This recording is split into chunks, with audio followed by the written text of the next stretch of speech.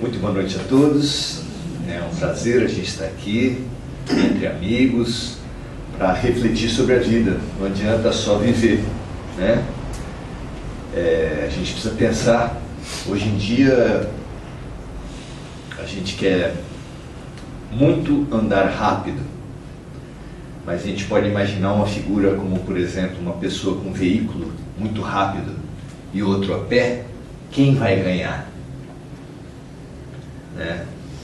A gente tende a falar, claro, que aquele que tem um veículo muito rápido. E a gente pode falar, depende. Quem souber para onde ir, vai ganhar. Porque uma pessoa que tiver o carro e andar em círculo, ou andar para o lugar errado, certamente vai chegar depois daquele que andar a pé, calmamente, mas que souber para onde ir. Então, Jesus pergunta assim, de que adianta ganhar o mundo todo e perder a sua alma? Né? A gente pode pensar a respeito dessa parada que a gente deve dar toda semana, todo dia, exercitando para quem sabe um dia conseguir fazer uma parada a todo momento, antes de tomar qualquer decisão, para falar, será que é o melhor caminho? Será que é esse o sentido dessa experiência? Será que é isso que a vida está me propondo? O que será que minha vida está querendo dizer?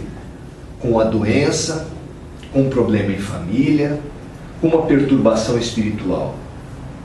Afinal de contas, desde a escola a gente sabe que quem não aprende com a lição, acontece o quê? Repete. Tem perspectiva mais assustadora para aquele que sofre do que saber que pode ter que passar por tudo de novo? Não importa qual é a sua dor, mas se eu falar para você, você vai passar por tudo de novo, e tudo de novo, e tudo de novo. E se eu falar para você que nós estamos passando por tudo de novo há várias vidas,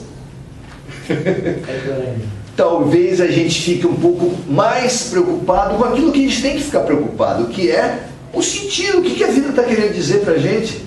Eu acho que Beto Guedes, num momento muito precioso, um dos muitos inspirados, ele falou assim, a lição sabemos de cor, só nos resta aprender. A gente começa a falar de Evangelho, e hoje nós vamos falar sobre uma parábola ultra conhecida do Evangelho, para pensar sobre esses nossos tempos. Porque, afinal de contas, Nostradamus, no Apocalipse e no Sermão Profético, a transição planetária foi identificada como um momento de muitos abalos. O maior profeta de todos os tempos, Jesus Cristo, no sermão profético, ele nos fala que haverá guerras e rumores de guerras, haverá terremotos. E por que será que em todos os momentos de falar de transição planetária se fala de impacto, de terremotos, de grandes catástrofes? No Brasil nós não temos terremoto. Certo, mas nós temos outros terremotos, né? O terremoto real a gente não tem, mas o simbólico, o que vocês acham? A gente está passando por terremotos graves, né? E por que será que na transição planetária será marcado por terremotos, por abalos, por catástrofes? Por que vocês acham isso? É interessante nós pensarmos nisso essa semana. Por quê? Porque é fácil perceber que nos momentos de cataclismos, de grandes abalos, mostra quem é quem. Vou dar um exemplo para vocês. Teve um tempo atrás que tiveram muitas chuvas na Serra Carioca, Teresópolis, não é? Grandes desbarrancamentos de terra, várias casas destruídas, formando aqueles grandes montes de escombros. E eles, com tristeza, a Defesa Civil percebeu que muita gente estava indo até os escombros para ver se tinha um dinheiro, uma joia, alguma coisa aproveitável. E eles ficaram tão tristes que tiveram que tomar uma providência. Pegaram caminhões com a prefeitura, alugaram um galpão e puseram tudo lá. Chamaram o exército para policiar, mas não contaram para o exército, tinha colocado câmeras também. Vocês já deduziram, né? As câmeras captaram que os soldados do exército também estavam.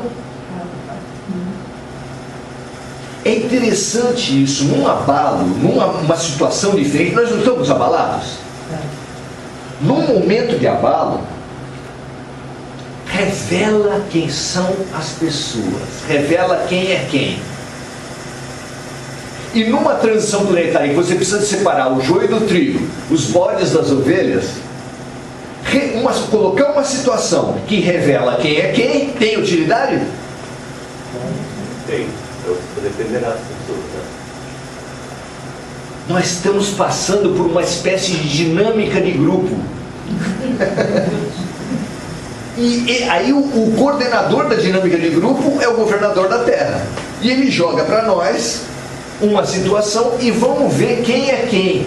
Porque, olha, tem gente que cumpre sacramentos, batiza, crisma, casa, comunga, faz os ritos todos e acha que está de bem com Deus.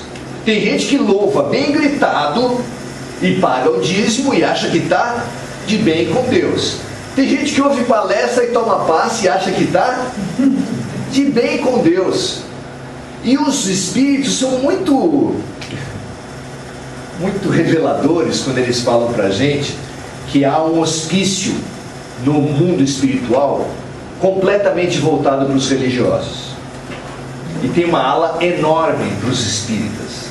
Chama-se Hospital Esperança. Não adianta você olhar no seu livrinho do convênio, porque é lá, não tem essa... Mas eles estão muito preocupados porque está muito cheio. E particularmente a parte dos espíritas. Por que o religioso enlouquece quando morre? Porque ele cumpre obrigações dos homens, ele cumpre prescrições humanas e quer ficar de bem com Deus. Então eu tenho uma dívida com ele e pago para ele. Aí ele vem me cobrar, eu falo, não, eu paguei para ele. Como assim? Como assim?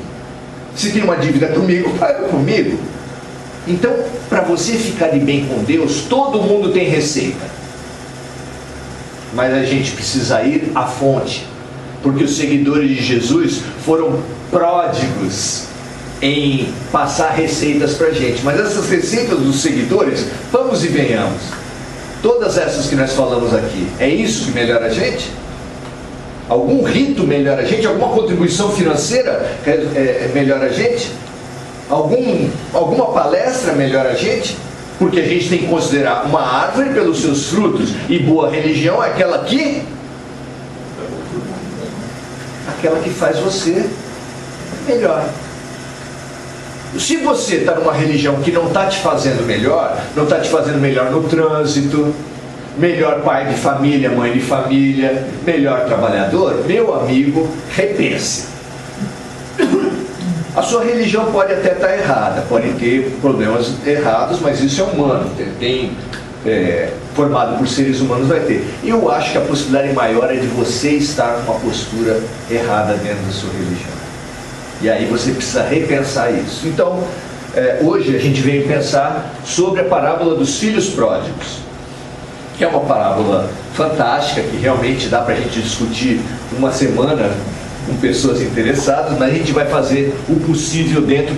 Eu estou mostrando aqui, não é porque esse livro é sobre isso, mas é que esse livro, ele pega parábolas e metáforas de Jesus. Jesus usou muito parábolas e metáforas, e os próprios discípulos perguntavam, por que, mestre, tu ensinas por parábolas e metáforas? Jesus deu uma resposta, a resposta possível ao seu tempo, e eu proponho para vocês outra. Eu acho que Jesus ensinou por parábolas, porque treinando a interpretação das parábolas de Jesus, nós nos capacitamos às parábolas de Deus. Necessariamente vocês estão se perguntando, mas que parábola de Deus é essa? Todos nós temos parábolas de Deus para interpretar. Quem são os personagens da parábola de Deus da tua vida? Porque elas são pessoais. O seu papai, o seu filho, os seus parentes, os seus problemas, o enredo dessas parábolas. Você sabe, eu não sei. Nós estamos sabendo interpretar as parábolas de Deus? Estamos sabendo tirar o significado, o senso, a oportunidade que está nas parábolas de Deus? O que vocês acham? Será que a gente está sabendo decodificar e responder o que a vida está querendo me ensinar com isso? Talvez não. E treinando nas parábolas de Jesus, a gente pode se capacitar para as parábolas de Deus, para entender o que a vida está te dizendo no cotidiano, como o fabuloso best-seller do espiritualismo, O Poder do Agora, muito vendido no mundo todo. Ele fala que nós temos uma lição a cada momento, como Jesus fala, a cada dia basta o seu dia. Então, é importante a gente buscar esse entendimento. E Jesus, nessa parábola, é quase que um Big Brother. Então, o pai tinha 2 filhos, um fazendeiro tinha 2 filhos, e recebeu meu filho a seguinte proposta: pai, me dá minha metade. Eu quero ir para o mundo, gozar a vida. A tese de que o importante é gozar a vida, ela existe em sociedade? O que vocês acham? Tem gente que defende que gozar a vida é a grande coisa, é a coisa mais legal. Tem gente que vive de férias no mundo. Vive de férias no mundo. E às vezes essas férias incluem o suicídio. Com certeza, é inconsciente, mas vai para o suicídio. Você passa no lado de uma Cracolândia e as pessoas estão vivendo para o quê? Suicídio. Para o prazer. É lógico. Então, um prazer que mata. Mas é um prazer. Essa tese de viver para o prazer é o que importa. Puxa vida, quarta-feira à noite. Tanta coisa para você fazer. Um happy hour, não é? Deve ter um jogo hoje, não sei do que. Tem. Tanta coisa para você fazer. Você vai lá para aquele lugar ouvir. Para quê, gente? É muito melhor você gozar a vida. Qual é o sonho da gente de diversão? Você morre 5 dias por semana para viver 2. Você morre 11 meses por ano para viver 1. Você morre os maiores 40 anos da tua vida para falar assim: quando eu me aposentar, eu vou ser feliz. Aí você se aposenta. Tem até aquela piada da idade do condor, né? Será que a gente vai ser feliz quando? Da sexta para o sábado? Será que a gente só é feliz um mês por ano? Será que a gente está adiando o viver? Será que isso é bom? Que projeto de vida é esse? Gozar a vida. Pois esse filho representa simbolicamente nas nossas vidas, porque se alguém aqui nunca percebeu na sua vida a tese do gozar a vida, eu acho que precisava se olhar melhor. Será que é só os outros que têm a tese do gozar a vida? Só a Cracolândia? Quando você vai lá na Mega Sena acumulada, momento crítico, né? Ah, não, espírita não faz isso.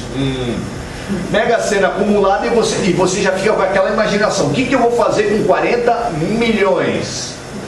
Não, eu vou dar 100 reais lá para o centro, né? Se vier alguma pessoa que precisa, eu vou emprestar uns 500, uns 1000. Tá bom, para chegar a 40 milhões... E a cabeça já vai gozar a vida, ou não? Então essa tese é muito forte, não só para os outros, mas para a gente mesmo.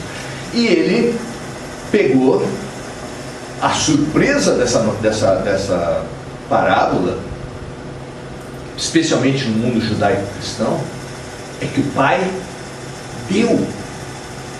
É uma surpresa isso. É desconcertante saber que um pai vivo pegou metade do seu patrimônio e deu na mão do filho. E o filho viajou, foi gozar a vida. Ganhou muitos amigos, sabia? Quando a gente tem dinheiro para gozar a vida, meu amigo, você ganha amigo para tudo quanto é lado. Imagina hoje você ganha os 40 milhões. Parente que nunca ligou para você começa, mas, olha, tô com saudade de você, eu acho você um cara muito, sempre admirei você. As histórias do Globo Repórter dos ganhadores da loteria são de pessoas que ficaram bonitas, mulheres lindas vieram se acercar, amigos, foi sequestrado, a vida dele foi realmente a felicidade. Que felicidade foi essa? Fica para todo mundo analisar. E o outro irmão ficou do lado do pai. O dinheiro é muito bom, o dinheiro para quem tem um projeto de gastar também é interessante, mas ele tem um defeito. Qual é o defeito? E acabou. O dinheiro acaba e o dinheiro do garoto, que é mais conhecido como o filho pródigo, ele gastou e acabou. Talvez ele esperasse que depois tivesse acabado o dinheiro, os amigos dele fossem acolher, fossem ajudar. Isso aconteceu? Isso acontece na vida? Ah, eu vou para o bar para fazer amigos. Você pode ir para o bar para fazer conhecidos, para fazer um monte de coisa, mas amigo? Então, ele foi e achou que estaria tudo bem. Só que o dinheiro dele acabou, quando acabou também o dinheiro da região. Estava numa espécie de crise econômica. Eu não sei se era a Bolsa de Valores naquele tempo, o que aconteceu, a queda do dólar, do ouro, qual foi o tipo de problema, é lógico que eu estou brincando, mas também, segundo o Evangelho, teve uma seca muito grande na região e ninguém tinha dinheiro para nada. E ele começou a pedir emprego para as pessoas e ninguém lhe dava emprego. Depois de muito procurar, um amigo dele, um conhecido dele, deu um emprego para ele. Como é que era o emprego? Cuidar de porcos. Na sociedade judaica, onde o porco é o pior alimento, é aquele alimento que é desconsiderado, cuidar de porcos, será que é uma boa profissão? Mas para ele foi especialmente ruim, porque ele cuidava de porcos e ele não recebia salário. Depois de cuidar de porcos um tempo sem receber salário, a coisa começou a apertar e ele viu como saída pedir para o seu amigo, para o seu chefe: deixa eu comer a lavagem dos porcos, por favor, porque apertou o negócio aqui. Sabe qual foi a resposta? Não, não pode. Você vai trabalhar sem salário e sem comer nada. E aí a expressão do Evangelho ela é rica ao falar que ele caiu em si. Caiu em si. Só isso já daria para a gente fazer um debate aqui. O que é cair em si? Como cair em si se eu sempre estou em mim? Ou às vezes a gente não está em si mesmo? Ou às vezes a gente está longe, a gente está ansioso querendo controlar o futuro, às vezes a gente está delirando com as coisas. Ele caiu em si, ele caiu na real e falou assim: o último dos trabalhadores do meu pai vai trabalhar numa condição muito melhor do que essa que eu estou hoje. Vou voltar e vou falar para o meu pai: pai, pequei contra ti, não mereço mais ser chamado de filho, eu sei disso, mas permita que eu seja o último dos seus empregados. E ele foi decorando isso e falando isso no caminho. Agora eu queria que vocês dessem um parênteses e usem a imaginação de vocês para imaginar o que é uma pessoa que foi perdendo tudo, vendendo tudo que tinha, transformando tudo em dinheiro para comer, que tinha passado um tempo trabalhando com grande esforço e sem comer, e ele fez uma viagem toda a pé de volta. Qual seria a situação dele? Qual seria a situação física? Qual seria a roupa? Qual seria a sandália? Imaginem vocês. Eu imagino um craqueiro, um zumbi. E a parábola, ela é fantástica, porque ela fala que filho ainda estava longe quando o pai percebeu ele. Isso é fantástico, gente. Isso é fantástico para quem? Para quem será que isso é uma notícia muito boa? Quem será que são os filhos pródigos? Os Espíritos falam de 25 bilhões de almas afetas ao planeta Terra. Como vocês sabem, estamos encarnados 7 bilhões. Por que na transição planetária de um projeto que, segundo a ciência, o Homo sapiens sapiens tem cerca de 200 mil anos na Terra? Por que vocês acham que ao final desses 200 mil, tendo o próprio diretor da escola vindo ensinar há 2000 anos atrás, por que vocês acham que ainda tem gente encarnada? É um mistério, não é? Você vai numa escola, início do ano tem lá uma turminha na classe, meio do ano tem uma turminha na classe, mas no final do ano, quando já está todo mundo de férias, tem uma turminha na classe? Por quê?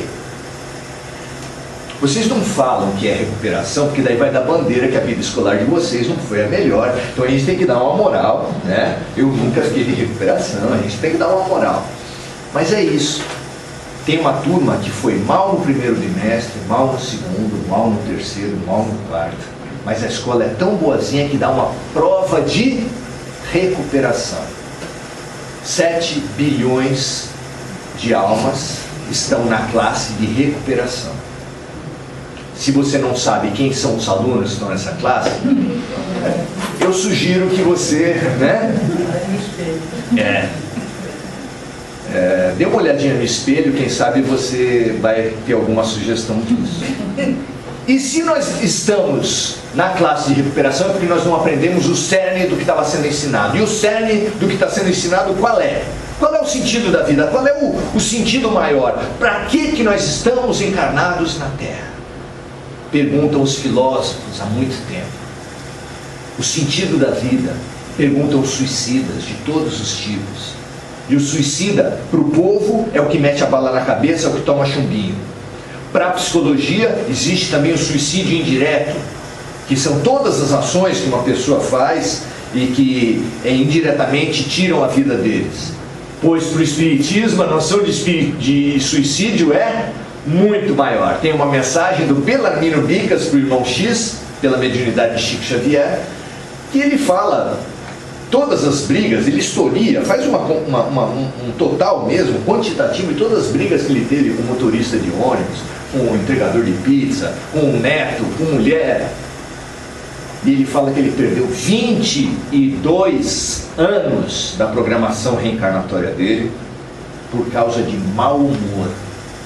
E pediu para o irmão X, que era Humberto de Campos, que passou a se denominar irmão X por problemas com a justiça, que depois vocês podem conhecer melhor, pediu para falar para nós: mau humor também mata. Uma perguntinha básica, assim, alguém nessa sala está achando que não é suicida? Vocês nunca tiveram uma crise de mau humor?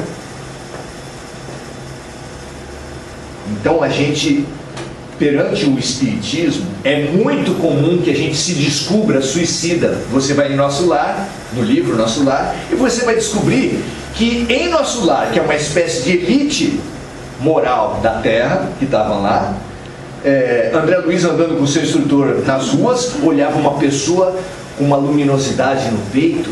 Mas o André Luiz foi suicida. Oi? O André Luiz foi suicida. Foi suicida. Mas ele, quando olhava essa pessoa com uma luzinha no peito, dava uma cotovelada no seu instrutor e perguntava: escuta, quem é? Daí ele falava baixinho assim: é um completista. E o André Luiz não podia se dar, passar recibo, como se diz, né? Então ele ficava na dele. Tá bom. Daqui a pouco, depois de andar muito, passar muita gente, outra pessoa, uma luzinha no peito. E ele... quem é? É um completista. Foi crescendo aquela curiosidade, e assim que possível, para não dar bandeira, ele acabou tendo que perguntar: o que é um completista? Completistas são as raríssimas almas que completam a sua cota reencarnatória prevista no seu planejamento, porque todos nós, para reencarnar, passamos por um planejamento reencarnatório que, com uma carga de bateria, recebemos uma energia vital que, ao final do período previsto, vai se esvaindo. Por isso é que quem gasta essa energia indevidamente perde anos da sua programação reencarnatória e é considerado suicida. André Luiz não meteu bala na cabeça, não ingeriu chumbinho, não fez nenhum tipo de coisa assim, mas ele tinha, até onde se conseguiu apurar, os hábitos de um homem do seu tempo. Ele bebia bastante, fumava bastante, ia para a zona de meretriz, etc, etc, como qualquer homem do seu tempo. Quem acha que o mundo só piora, não fez uma análise mais detida. Na minha infância, a iniciação sexual de muitos homens se dava pelas empregadas domésticas. Ninguém fala isso. Ninguém fala isso. Há 20 anos atrás, nessa sala, talvez estivesse alguém fumando. Que era comum que as pessoas fumassem, mesmo em espaços fechados, mesmo em restaurantes. Então o mundo melhora muito, mas não vamos pegar por aí. O fato é que mesmo aqueles que erraram muito, o pai olha e distingue longe, quando ele ainda está longe, mesmo que ele esteja desfigurado pelos seus erros, pelos seus equívocos, ele olha longe. E o que o pai da parábola fez quando distinguiu o filho por trás daquela máscara de dor, de miséria, de magreza? Saiu correndo. Isso também espanta os judeus. Como assim um patriarca saiu correndo para ver o filho? Pois é, saiu correndo. Foi lá e deu ao filho, ouviu do filho a fala decorada: pai, pequei contra ti, não sou digno de ser considerado mais seu filho, mas eu quero ser o último dos seus empregados. E ele deu para o filho uma sandália, uma túnica e um anel de filiação. E o anel de filiação quer dizer o quê? O que o pai estava falando para ele? Você é o meu filho. Tem milhares de coisas para ser exploradas aí. Mas nós, que temos prodigalizado, temos jogado fora os nossos talentos. Vocês têm talento que vocês enrustiram, vocês enterraram? Nós temos usado mal os nossos talentos, as nossas possibilidades. Quem nunca chegou numa tarde de domingo e falou assim: que perda de tempo olhando a televisão? Quem nunca fez isso?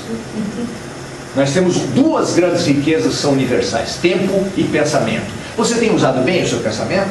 Na frente do noticiário da Lava Jato, você não se vê envenenado de ódio, de raiva, de revolta? Essa raiva, essa revolta fazem o que com você, com o seu organismo? Fazem bem? Com a sua família, o clima espiritual da sua casa fica bom? Do seu país, você está melhorando o país? O seu quantum energético que você está ajudando a vibrar a Terra, melhora a Terra para que sejam feitas as boas transições, as boas mudanças? Nós precisamos mais do que nunca pensar sobre o uso que nós temos dado aos recursos do Pai, aos talentos do Pai, à herança do Pai.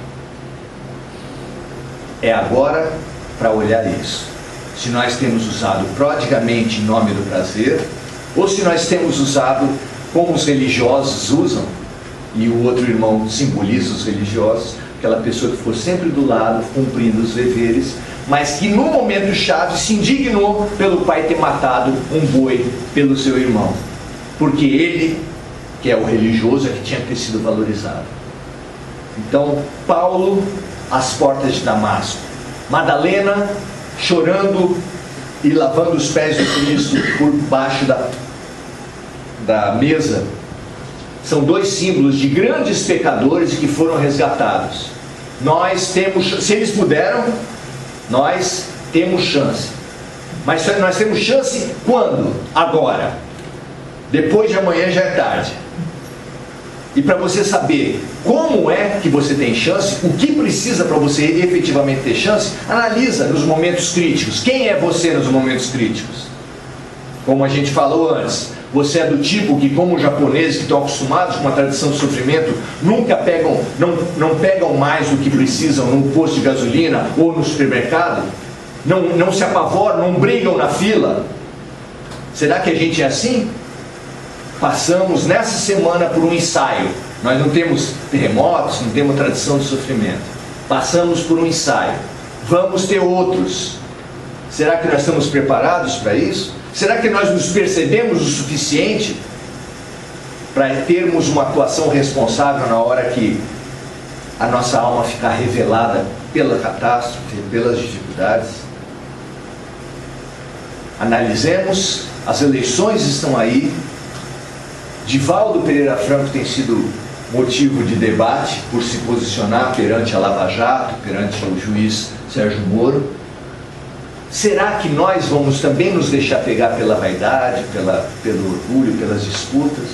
Como é que nós temos nos postado perante a nossa tragédia, que é a corrupção, perante o nosso terremoto, que é essa crise política sem fim?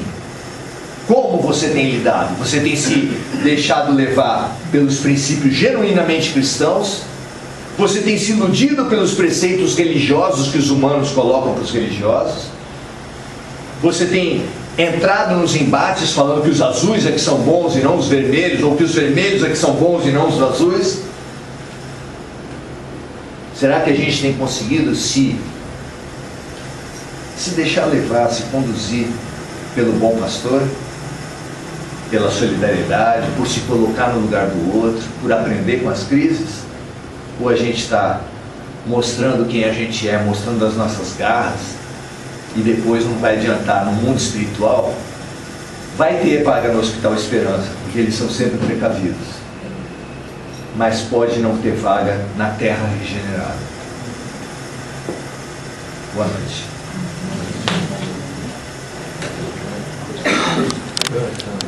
Obrigado, Maurício. Acabei passando, desculpe. Eu esqueci de falar, antes de agradecer ao Maurício pela essa troca de informações maravilhosa. Obrigado, Maurício, mais uma vez.